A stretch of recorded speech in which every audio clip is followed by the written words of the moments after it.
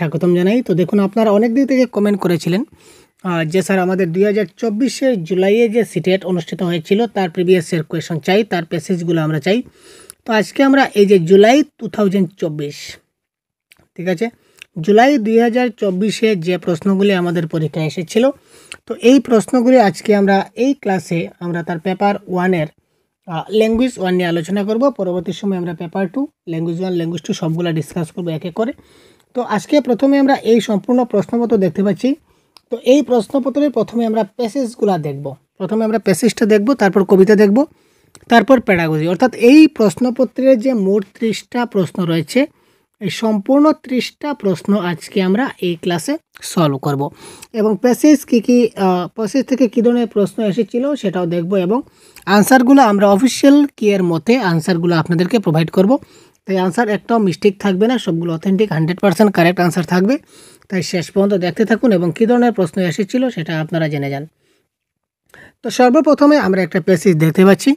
তো সর্বপ্রথমে আপনারা প্যাসেজ দেখতে পাবেন। তো প্যাসেজ প্রথমে পড়বেন না, বারবার আমি একই কথা বলি, প্যাসেজ পড়বেন না।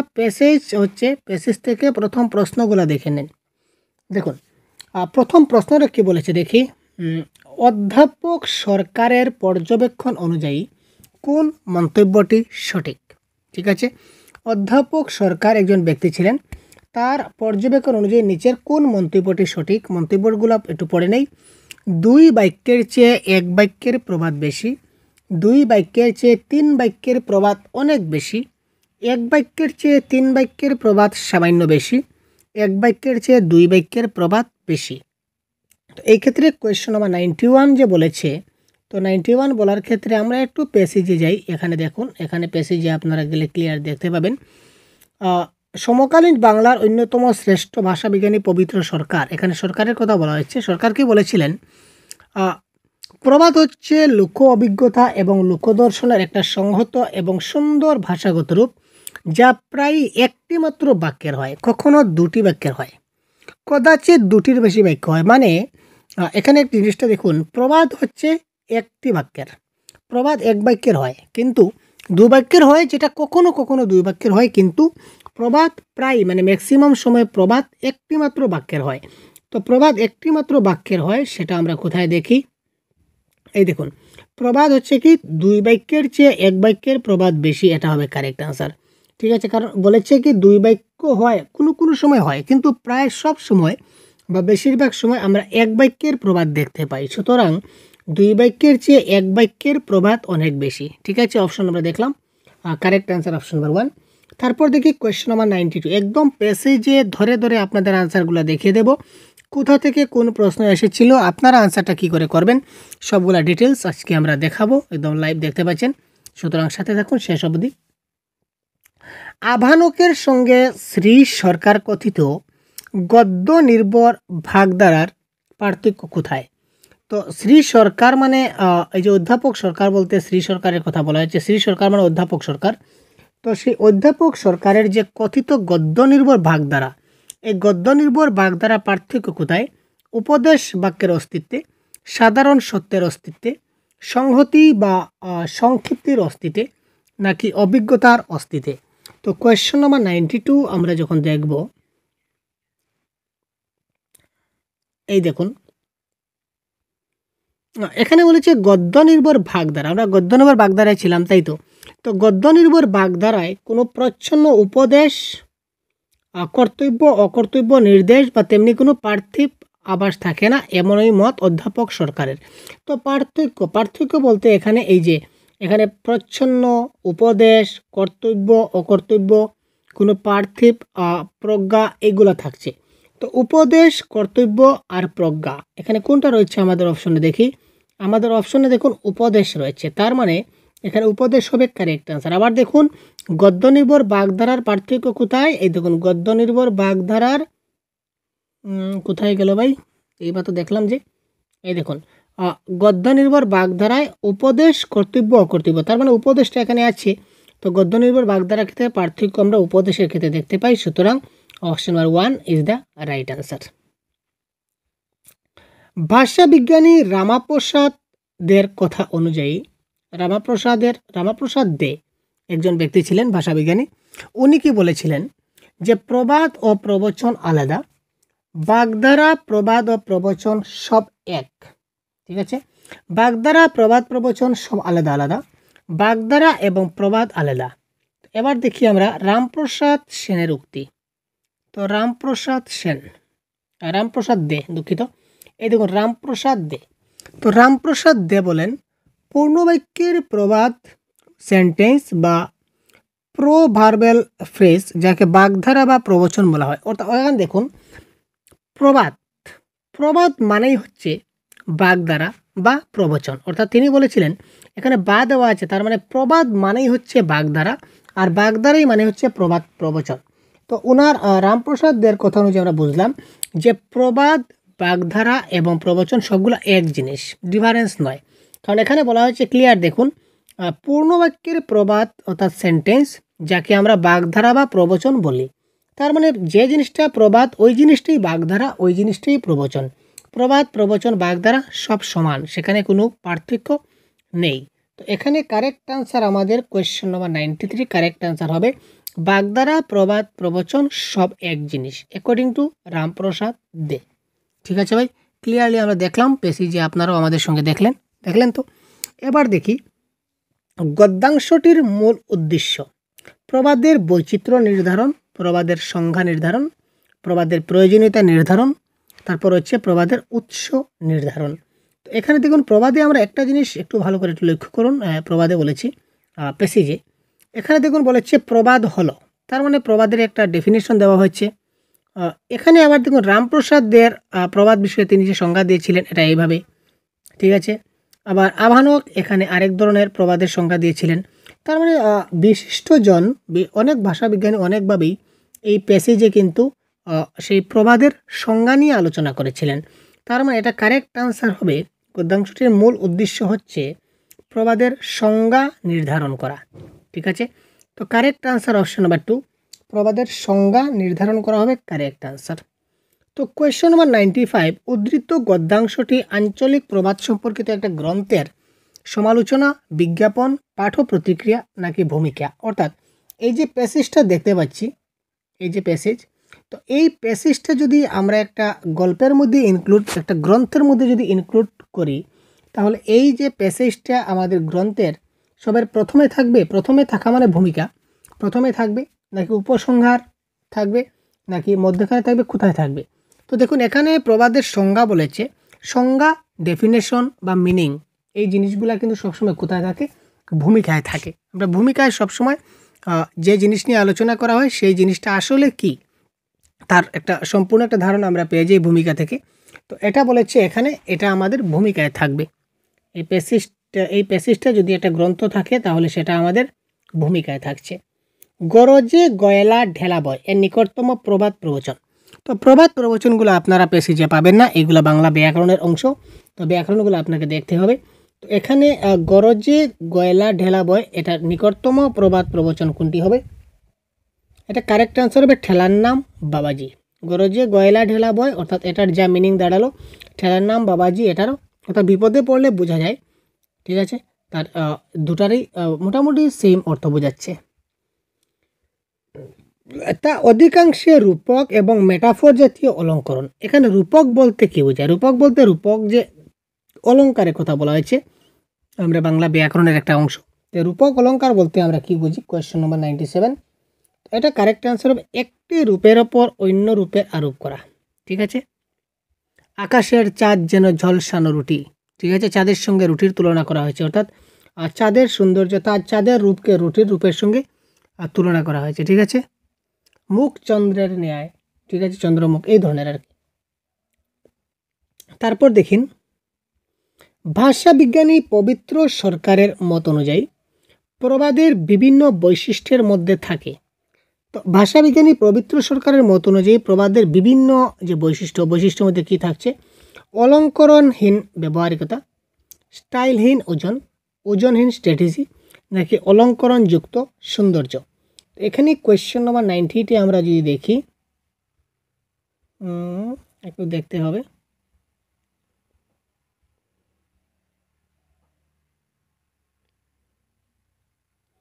এই দেখুন, এখানে দেখুন অধ্যাপক সরকারের মতে স্ট্র্যাটেজি বা স্টাইল গুরুত্বপূর্ণ। প্রবাদে যেমন আছে অলঙ্করণ তেমনি আছে ওজন। তার মানে প্রবাদের স্ট্র্যাটেজি বা স্টাইল থাকতে হবে, অলঙ্করণ থাকতে হবে, ওজন থাকতে হবে, তাই তো। তো এই অনুযায়ী আমরা যদি আনসারে যাই, তো একটু দেখি আমরা এখানে এখানে বলেছে অলঙ্করণহীন, কিন্তু না, আমরা দেখেছিলাম যে অলঙ্কার থাকতে হবে, তার মানে এটা ক্যান্সেল। ওজন থাকতে হবে, এখানে বলেছে ওজনহীন, এটা কী ধরনের কথা। এখানে বলেছে স্টাইলহীন, না, আমরা স্ট্র্যাটেজি বা স্টাইল থাকতে হবে, হীন বলেছে সেটা হবে না। সুতরাং অলঙ্করণ যুক্ত সৌন্দর্য, ঠিক আছে। তিনটা যদি এলিমিনেট করি তাহলে অলঙ্করণ যুক্ত সৌন্দর্য হবে কারেক্ট আনসার। আচ্ছা, গদ্যাংশে উল্লেখিত মতামত অনুসারে প্রবাদের মূল্য প্রধানত কিসের উপর নির্ভর করে? ডাইরেক্ট প্রশ্নের সঙ্গে ডাইরেক্ট উত্তর প্যাসেজে দেওয়া আছে, আমরা যদি একটু ভালো করে দেখি। এই দেখুন, প্রবাদের মূল্য ব্যবহারিকতার জন্য অর্থাৎ প্রয়োগগত। প্রবাদের মূল্যতাটা কিসের জন্য? ব্যবহারিকতার জন্য। এখানে দেখুন ব্যবহারিকতা কোথায় রয়েছে, এই দেখুন অপশন নাম্বার সিতে দেওয়া আছে কি ব্যবহারিকতা। গদ্যাংশে উল্লেখিত মতামত অনুসারে প্রবাদের মূল্য নির্ভর করে তার ব্যবহারিকতার উপর, ঠিক আছে। এই ছিল আমাদের যে গল্প থেকে গদ্যাংশ থেকে কয়েকটি প্রশ্ন। এবার আমরা কবিতার থেকে প্রশ্নগুলো খুব শর্টলি আমরা দেখে নিই। আমার সন্ততির স্বপ্নে থাক, ঠিক আছে, এটা ব্রাভোরের প্রার্থনা, একটা কবিতা। আমার সন্ততির স্বপ্নে থাক, এখানে কবির কামনা তার সন্তানরা কি করে আমার সন্ততির স্বপ্নে থাক। এই দেখুন, এই তো জানুপথে বসে আছি পশ্চিম আজ বসন্তের সিংহ হাত, ধ্বংস করে দাও আমাকে যদি চাও আমার সন্ততির স্বপ্নে থাক। অর্থাৎ কবি চাইছেন যে তার জীবনটা নষ্ট হয়ে যাও, কিন্তু তার ছেলেমেয়েরাগুলা যাতে খুব ভালো থাকে, অর্থাৎ স্বপ্ন সুন্দর জীবনযাপন করুক। আমার সন্ততির স্বপ্নে থাক, এটার অর্থ হচ্ছে এখানে কবির কামনা হচ্ছে তার সন্তানরা যেন স্বপ্ন সুন্দর জীবনযাপন করে। কবিতার চতুর্থ এবং পঞ্চম স্তবকে প্রকাশ পেয়েছে।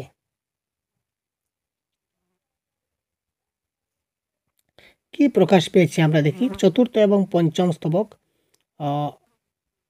এটা হচ্ছে 1 নম্বর, 2 নম্বর, 3 নম্বর, তারপর এই 4 এবং 5, এই দুটা স্টেজে আমরা কি দেখতে পাই। এখানে দেখুন, আমার এই বর্বর জয়ের উল্লাসে মৃত্যু ডেকে আনি নিজের ঘরে, অর্থাৎ নিজের বিপদ আমি নিজে ডেকে এনেছি, এটা বলেছে। অর্থাৎ নিজে নিজেকে সমালোচনা করছেন, অর্থাৎ আত্মসমালোচনা। তো অপশন নাম্বার 2 আত্মসমালোচনা হবে এখানে কি কারেক্ট আনসার। এই কাব্য পংক্তিগুলি মূল পর্বগুলির কয় মাত্রার? এটা কিন্তু একটা ছন্দ অলঙ্কারের প্রশ্ন। আপনারা ছন্দর ক্লাসগুলো দেখলে বুঝতে পারবেন, এটা হচ্ছে 7 মাত্রার। মাত্রা কীভাবে নির্ণয় করতে হয়, অক্ষর কীভাবে নির্ণয় করতে হয় আমরা দেখিয়ে দিচ্ছি। কবিতাটির মধ্যে মূলত ব্যক্ত হয়েছে, তো এটা কারেক্ট আনসার হবে। একটা অনস্বীকার্য দায়বদ্ধতা, অর্থাৎ তিনি নিজে পারেননি তাই অন্যকে দায়বদ্ধ করতে পারছেন না, তাই অনস্বীকার্য দায়বদ্ধতা। তো ব্যাকরণ থেকে একটা প্রশ্ন এবার দেখুন, যে আমরা যে বলি যে শব্দভাণ্ডার মানে এখানে 104 নম্বর প্রশ্নে কি বলেছে, শব্দভাণ্ডার 104।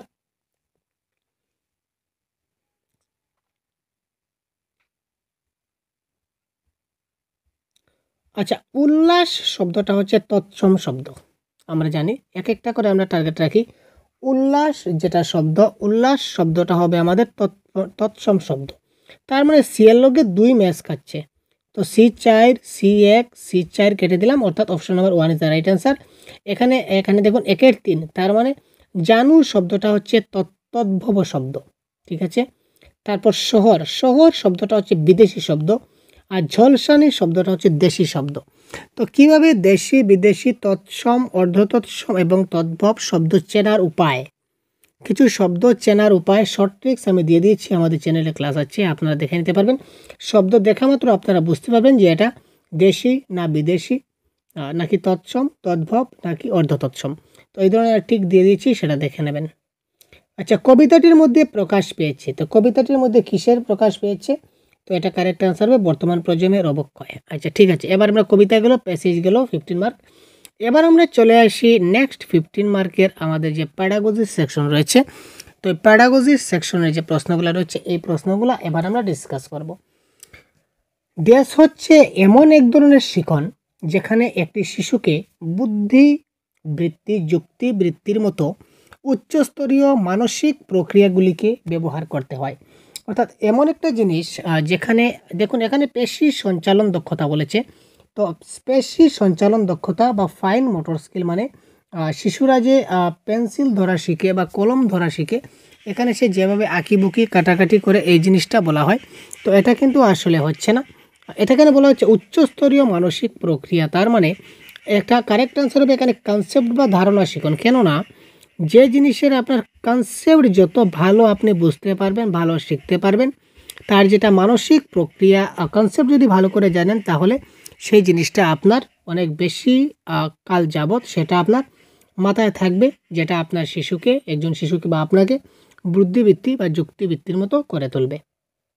আচ্ছা, একটি শিশু কোনো বিষয়ের উপর অনেক চিন্তা ভাবনা করার পরেও ওই বিষয়ে নিজে থেকে সে অনুচ্ছেদ লিখে না, যদিও সেটা বড় কিংবা সমবয়স্ক কারোর সাহায্য পেলে লিখে ফেলতে পারে। এই সাহায্য বা সহায়তাকে কি বলা হয়? তাড়াতাড়ি কারেক্ট আনসার কি হয়? 107। খুব তাড়াতাড়ি কমেন্ট বক্সে জানান তো ভাই, খুব তাড়াতাড়ি। একটি শিশু কোনো বিষয়ের উপর অনেক চিন্তা ভাবনা করার পরেও সে নিজে থেকে কিছু একটা অনুচ্ছেদ লিখে না, কিন্তু তাকে যদি কেউ একজন সাহায্য করে তখন কিন্তু সে জিনিসটা করতে পারে বা সে লিখতে পারে। তো এই ক্ষেত্রে এই যে সাহায্য করাকে কি বলা হয়? সমবয়স্ক শিক্ষণ মানে পিয়ার টিচিং, সমবয়স্ক পরামর্শ মানে পিয়ার কাউন্সিলিং, দলবদ্ধ শিক্ষণ মানে টিম টিচিং, স্ক্যাফোল্ডিং মানে হচ্ছে স্ক্যাফোল্ডিং। তো বুঝতে পারছেন। তো এই প্রশ্নের কারেক্ট আনসার হচ্ছে শিশুটা নিজে কিছু করতে পারলো না, তাকে অন্য কেউ যদি সাহায্য করে তখন সে কাজ করতে পারে। এটাকে আমরা কি বলতে পারি? এটাকে বলি স্ক্যাফোল্ডিং। এবং স্ক্যাফোল্ডিং যে ওয়ার্ড স্ক্যাফোল্ডিং, এটা দিয়েছিলেন আমাদের, কে দিয়েছিলেন? ভাইগোটস্কি। কে দিয়েছিলেন? ভাইগোটস্কি কাকু আমাদের এই টপিকটা তিনি দিয়েছিলেন। ঠিক আছে, কেমন? ভাইগোটস্কি। ভাইগোটস্কি আরও বলেছিলেন এমকেও, যে ব্যক্তি আমার থেকে বেশি জানে তাকে কি বলা হবে? এমকেও। এবং এই সম্পূর্ণ প্রসেসটাকে আমরা কি বলবো? যৌন প্রক্সিমাল ডেভেলপমেন্ট বা জেডপিডি। তো ভাইগোটস্কির তথ্য আমরা প্রোভাইড করেছি, দেখে নেবেন। পাঠ্যপুস্তক সম্পর্কে নিচের কোন মন্তব্যটা সঠিক? পাঠ্যপুস্তক সম্পর্কে নিচের কোন মন্তব্যটা সঠিক? পাঠ্যপুস্তক পাঠ্যক্রমে প্রস্তাবিত লক্ষ্য পূরণের সহায়ক। পাঠ্যপুস্তক কোনো শিক্ষাবর্ষের অর্থাৎ শৈক্ষিক কার্যক্রমের পরিকল্পনা। পাঠ্যপুস্তক বদলযোগ্য নয়। পাঠ্যপুস্তক হচ্ছে শিক্ষক এবং শিক্ষার্থীর পক্ষে চূড়ান্ত বস্তু। তো পাঠ্যপুস্তক যে চূড়ান্ত বস্তু বা ফাইনাল থিং, এটা আমরা কখনো বলতে পারি না। পাঠ্যপুস্তক বদলযোগ্য নয়। কেন বদলযোগ্য নয়? পাঠ্যপুস্তকটা পরিবর্তন হতে পারে। সময় সময় অনেক পাঠ্যপুস্তক আমরা দেখেছি পরিবর্তন হয়েছে, এটা ভুল। তো এটা একটা শিক্ষাবর্ষের শৈক্ষিক কার্যক্রমের পরিকল্পনা না, বরঞ্চ পাঠ্যপুস্তকে কী থাকে? একটা কারিকুলাম থাকে। পাঠ্যপুস্তকে একটা পাঠ্যক্রম থাকে বা একটা কারিকুলাম থাকে, যেটা প্রস্তাবিত লক্ষ্য পূরণের একটা সহায়ক হিসাবে কাজ করে। সুতরাং এখানে correct answer option number 1 is the right answer. তারপর দেখি 109। তো 109-এর প্রশ্নের কারেক্ট আনসার কী হতে পারে? তাড়াতাড়ি কমেন্ট করুন তো। পঞ্চম শ্রেণীর একজন শিক্ষক হিসাবে আপনি আপনার শিক্ষার্থীদের আদ্যন্ত একটি পাঠ বা টেক্সট পড়তে বললেন। তারপর সেই পাঠটির প্রসঙ্গ ধরে তাকে কিছু প্রশ্নের উত্তর দিলেন। আপনি তাদের কিসে প্রউৎসাহিত করছেন? আপনি পঞ্চম শ্রেণীর একটা ক্লাসে গেছেন, আপনি ক্লাস 5-এর একজন শিক্ষক, আর আপনি ক্লাসে 5-এর একজন শিক্ষক হিসাবে ক্লাসে গেলেন। যাওয়ার পর শিক্ষার্থীদের আপনি একটা পাঠ খুব ভালোভাবে পড়তে দিলেন এবং বললেন যে তোমরা পাঠটা পড়ো। ঠিক আছে, পাঠটা পড়ার পর এই পাঠ থেকে আমি তোমাদের প্রশ্ন করব। তখন আপনি তাদের যে ধরনের পঠনের জন্য আপনি তাদের উৎসাহিত করলেন, সেটাকে আমরা কি বলতে পারি? তন্ন তন্ন পাঠ মানে স্ক্যানিং, নিবিড় পাঠ মানে ইন্টেনসিভ রিডিং, ভাষা ভাষা পাঠ মানে স্কিমিং, ব্যাপক পাঠ মানে এক্সটেন্সিভ রিডিং। ঠিক আছে। তো একজন যদি খুব ভালো করে পড়ে, যে তুমি আজকে এই টপিকটা ভালো করে পড়ো, তোমাকে এখান থেকে প্রশ্ন করব, তার মানে সেই জিনিসটা কি করবে? খুব ভালোভাবে পড়বে, মনোযোগ সহকারে পড়বে। আর যখন একটা জিনিস খুব মনোযোগ সহকারে পড়া হয়, ঠিক আছে, ঠান্ডা মাথায় ধীরে সম্পূর্ণ ডিটেলস পড়া হয়, একদম খুব মানে বলতে পারি যে অতি মনোযোগ সহকারে যদি পড়ে, সেটাকে আমরা ইন্টেনসিভ রিডিং বা নিবিড় পাঠ বলতে পারি। শিক্ষক হিসাবে আপনি একটি শিশু কয়েকটি শব্দের বানানে ভুল করলেও তার সার্বিক ভাষা ব্যবহারে প্রশংসা করলেন। এর মাধ্যমে আপনি ক্লাসে কোন পদ্ধতির ব্যবহার করেছিলেন?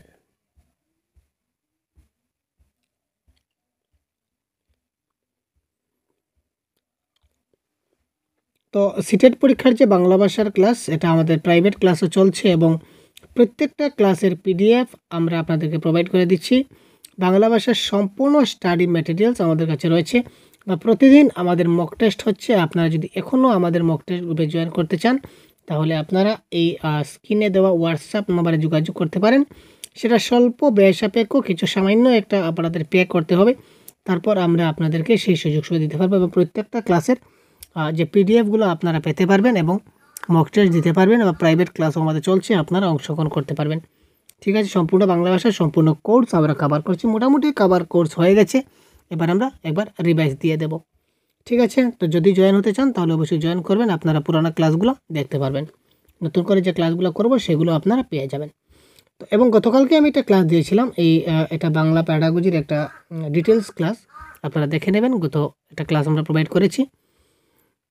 তো এই ক্লাসে আমরা বাংলা ভাষায় পুরো নিছুড় একটা আলোচনা করেছিলাম, প্যাডাগজি সবগুলা জিনিস। তো এইগুলা আপনারা খুব একটু ভালো করে মনোযোগ সহকারে দেখে নেবেন। তো এখানে একটি কথা বলা হয়েছিল যে একটি শিশু যদি বানান ভুল করে তবুও কোনো ফ্যাক্টর না, সেটা কোনো মারাত্মক ভুল নয়। সে যদি গ্রামাটিক্যালি ভুল করে তবুও কিন্তু ভুল নয়। যদি তার সার্বিক ভাষা ব্যবহার মোটামুটি ঠিক থাকে তবে তার ভাষা ব্যবহারে তাকে পরামর্শ করতে হবে। তো এইটাকে কি বলা হয়? এটাকে বলা হয় হোল ল্যাঙ্গুয়েজ অ্যাপ্রোচ। সমগ্র ভাষা পদ্ধতিতে বানানের কোনো ফ্যাক্টর না, সে বানান ভুল পড়তে পারে, গ্রামাটিক্যালি অনেক কিছু ভুল করতে পারে, তবুও তাকে আমরা প্রশংসা করব। এই যে পদ্ধতি, এই পদ্ধতিকে বলা হয় হোল ল্যাঙ্গুয়েজ অ্যাপ্রোচ।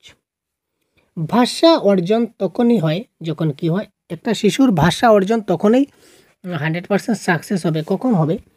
শিশুকে অনুবাদ অনুশীলন করতে দেওয়া হয়, শিশুকে পড়ার সুযোগ দেওয়া হয়, শিশু সেই ভাষার সংস্পর্শে আসে, শিশুকে ব্যাকরণের নিয়মাবলী শেখানো হয়। তো ভাষা অর্জন তখনই হবে যখন একটা শিশু সেই ভাষার সংস্পর্শে আসবে। ঠিক আছে, যখন একটা শিশু এই ভাষার একটা সংস্পর্শে আসবে তখন সে ভাষাটা শিখতে পারবে, অর্থাৎ ভাষাটা অর্জন করতে পারবে। কেমন?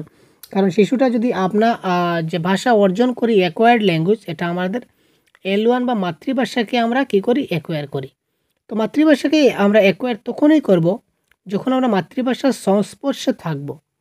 ঠিক আছে, অর্থাৎ আমাদের পারিপার্শ্বিক যে ভাষা রয়েছে সেই ভাষাটা যদি সবসময় আমার কাছে কাছে থাকে, এই ভাষা সবসময় আমি কথা বলে ইউজ করি, তখন সেটা কী হয়? এই ভাষাটা আমার ল্যাঙ্গুয়েজ অ্যাকুইজিশন হয়ে যাবে।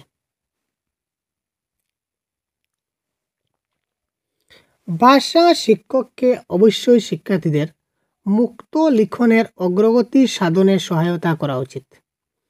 ভাষা শিক্ষককে অবশ্যই শিক্ষার্থীদের যে মুক্ত লিখন বা ফ্রি রাইটিং, এই ফ্রি রাইটিংয়ের অগ্রগতি সাধনে সহায়তা করা উচিত। কারণ মুক্ত লিখনের প্রধান সুফল হচ্ছে এতে শিক্ষার্থীরা ফ্রি রাইটিং, তো শিক্ষার্থীদের আমরা ফ্রি রাইটিং করাতে পারি। ফ্রি রাইটিং মানে কি? অবাধে লিখন। শিক্ষার্থীরা যা ইচ্ছা তা সে কী করতে পারে? লিখতে পারে।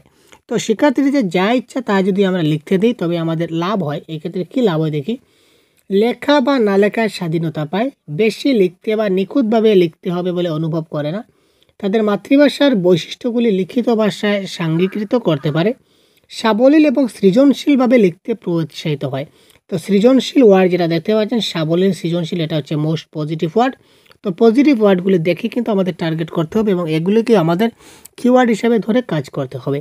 তো সাবলীল এবং সৃজনশীলভাবে সে যদি লিখতে উৎসাহিত করি তো ফ্রি রাইটিংয়ের ক্ষেত্রে এটা যথেষ্ট লাভবান হবে। তো এই ক্ষেত্রে কারেক্ট আনসার হবে অপশন নাম্বার 4। ড্যাশ হচ্ছে প্রদত্ত তথ্যার্থ মূল্যায়ন এবং অনুমান। নিচের কোন জিনিসটাকে আমরা বিয়ন্ড ফ্যাক্টস, এস্টিমেটিং এবং গ্যাসিং বলি? এটা মনে রাখবেন, এটা হচ্ছে অতিরিক্ত তথ্য নিরূপণ বা এক্সট্রাপোলেশন। যখন ওই এক্সট্রাপোলেশন হবে তো এক্সট্রাপোলেশনের মধ্যে সবগুলা তথ্যর ডিটেলস চলে আসবে, ফ্যাক্ট। এখান থেকে আমরা মূল্যায়নও চলে আসবে বা অনুমান বা গ্যাসিংও চলে আসবে। আচ্ছা, শ্রেণীকক্ষে মাতৃভাষা বর্জন করা হচ্ছে ড্যাশ পদ্ধতির চারিত্রিক বৈশিষ্ট্য। অর্থাৎ কোন পদ্ধতির মাধ্যমে মাতৃভাষার অনুপ্রবেশ নিষিদ্ধ বা মাতৃভাষার প্রবেশ নিষিদ্ধ, এটা আমরা সবাই জানি। 114 কারেক্ট আনসার কী হবে? তাড়াতাড়ি প্রত্যেকটা প্রশ্নের আনসার আপনারা কমেন্ট বক্সে জানান, তারপরে আপনাদের কতটুকু আপনারা বুঝতে পারলেন সেটা আমরা বুঝতে পারবো। ঠিক আছে, তো 114 কারেক্ট আনসার কী হবে? তাড়াতাড়ি কমেন্ট করুন ভাই।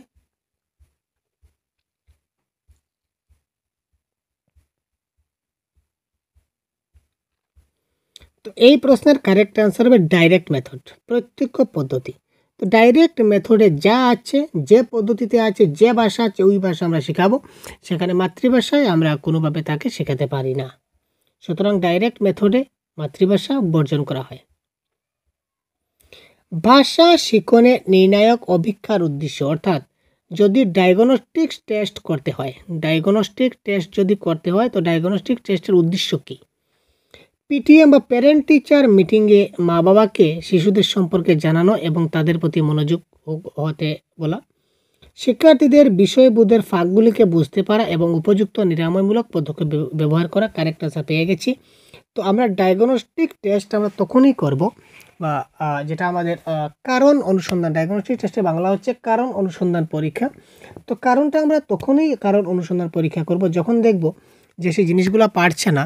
তো কেন পারছে না এটার জন্য যে আমরা পরীক্ষাটা নেব, এটাই হচ্ছে ডায়াগনস্টিক টেস্ট। অর্থাৎ তার উদ্দেশ্য হচ্ছে বিষয় বোধের ফাঁকগুলিকে বুঝতে পারা, অর্থাৎ কোন কোন জায়গা সে বুঝতে পারেনি এগুলো আমরা ধরে নেব এবং তার পরবর্তী সময় তার রেমেডি হিসাবে তাকে নিরাময়মূলক পদক্ষেপ দিয়ে দেবো, অর্থাৎ রিমিডিয়াল টিচিং দিয়ে দেব। আপনি একজন হিন্দিভাষী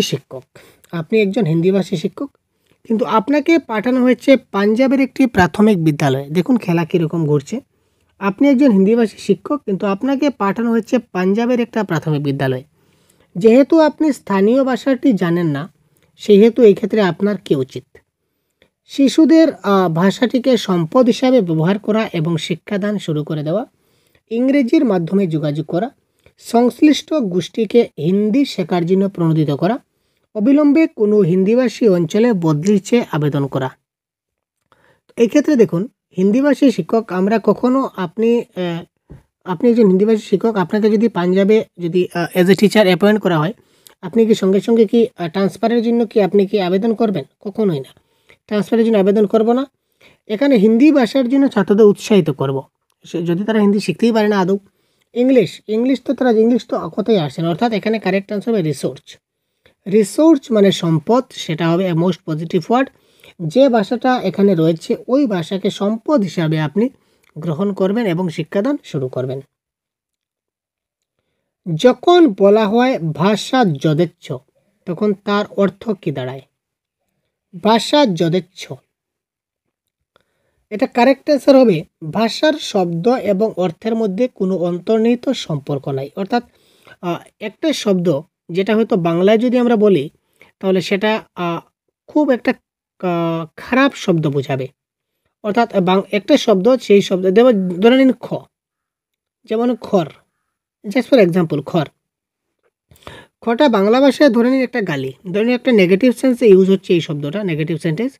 কিন্তু এই খর উচ্চারণ যদি আমি হিন্দি ভাষায় করি তাহলে এই শব্দটা হয়তো মোস্ট পজিটিভ ওয়ার্ড হতে পারে। তার মানে এই যে ভাষার অর্থ এবং শব্দের মধ্যে কোনো অন্তর্নিহিত সম্পর্ক নেই, এটাকে বলা হয় ভাষা যথেচ্ছ, অর্থাৎ ল্যাঙ্গুয়েজ ইজ আরবিট্রারি। ব্যাকরণ শিখনের যে অবরোহী পদ্ধতি অনুসারে আমাদের কর্তব্য কী? তো অবরোহী পদ্ধতিতে আমরা কি জানি? অবরোহী পদ্ধতিতে আমরা জানি রুলস টু এক্সাম্পল, তাই তো, রুলস টু এক্সাম্পল। প্রথমে নিয়ম দেব, নিয়ম থেকে আমরা উদাহরণে যাব। তাই এখানে দেখুন অপশন নম্বর 1-এ রয়েছে নিয়মাবলী উপস্থাপন করা, এটাই হবে কারেক্ট আনসার। আমরা কোথায় যাব দেখছি না। নেক্সট প্রশ্ন, নিচের কোন শ্রেণীকক্ষ অনুশীলনটি শিক্ষার্থীদের মৌখিক ভাষা বিকাশে সাহায্য করে? নিচের কোন শ্রেণীকক্ষ অনুশীলন শিক্ষার্থীদের মৌখিক ভাষা বিকাশে সাহায্য করে? মুখস্থ করা আমরা কখনো মুখস্থ করাই না। চরিত্র অভিনয়, রোল প্লে, পজিটিভ ওয়ার্ড। অপরিচিত শব্দের সঠিক উচ্চারণ, অপরিচিত শব্দ করালে কতটা শব্দ পারবে ভুলে যাবে কোনো এক সময়, সমবেত পাঠের দ্বারা হবে না। তো কারেক্ট আনসার চরিত্র অভিনয় বা রোল প্লে হচ্ছে এখানে মোস্ট পজিটিভ ওয়ার্ড, এবং চরিত্র অভিনয় এবং রোল প্লে সে যত ভালোভাবে করবে তার মানে তার মৌখিক বা ওরাল ল্যাঙ্গুয়েজ ডেভেলপমেন্ট বিকাশ তার তত দীর্ঘ হবে। আচ্ছা, কোনো একটি তথ্য নিষ্কাশনের উদ্দেশ্যে খুব ঘনিষ্ঠ বা গভীরভাবে কোনো পাঠ পঠনের দক্ষতা হচ্ছে লোকাল কম্প্রিহেনশন, ইনফারেন্সিয়াল, তারপর এভালুয়েটিভ, তারপর গ্লোবাল।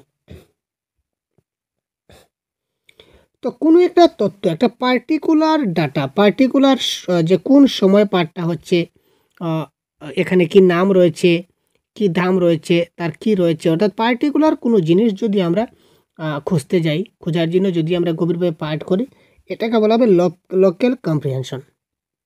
আর যদি ওভারঅল ডিটেলসটা যদি আমরা বোঝার চেষ্টা করি, সেটাকে বলা হবে গ্লোবাল বা বৈশ্বিক বোধ বা গ্লোবাল কম্প্রিহেনশন। তো এটা হচ্ছে আমরা আজকে সম্পূর্ণ প্রশ্নের 30টা প্রশ্ন এবারে সলভ করলাম, ঠিক আছে। তো তার পরবর্তী ক্লাসে আমরা এই সেটের ল্যাঙ্গুয়েজ 2 রয়েছে এটা ডিসকাস করব। পরবর্তী সময় আমরা পেপার 2 আলোচনা করব এবং বাংলা ভাষার প্রত্যেকটা ক্লাস আপনারা পেয়ে যাবেন আমাদের এই চ্যানেলে। অনেকগুলো ক্লাস আছে, ফ্রি ক্লাস দেখতে পারেন কিংবা প্রাইভেট ক্লাসে জয়েন হতে পারেন বা মক টেস্টের গ্রুপে জয়েন হতে পারেন, বা যদি পিডিএফ প্রয়োজন হয় তাহলে অবশ্যই আমাদের হোয়াটসঅ্যাপ করবেন। তবে পিডিএফ কিন্তু একটু সামান্য আমাদের পে করতে হয়, ঠিক আছে। তো এটা আমাদের পেইড কোর্সে আমরা পেইড কোর্সে অলরেডি সবগুলো ফাইল শেয়ার করে দেওয়া হচ্ছে। আর নতুন করে আপনারা যদি স্টাডি মেটেরিয়ালস বাংলার পুরো ডিটেলস যদি আপনারা নিতে চান, তাহলে অবশ্যই আমরা একটা যে হোয়াটসঅ্যাপ নাম্বার দিয়ে দিচ্ছি, এই সহজ গুরু অফিসিয়াল হোয়াটসঅ্যাপ নাম্বার, এই হোয়াটসঅ্যাপ নাম্বারে আপনারা অবশ্যই যোগাযোগ করবেন, আপনাদেরকে যথেষ্ট সাহায্য করা হবে, ঠিক আছে। তো ধন্যবাদ, ভালো থাকবেন। পরবর্তী একটা ক্লাসে খুব শীঘ্রই কথা বলছি। জয় হিন্দ।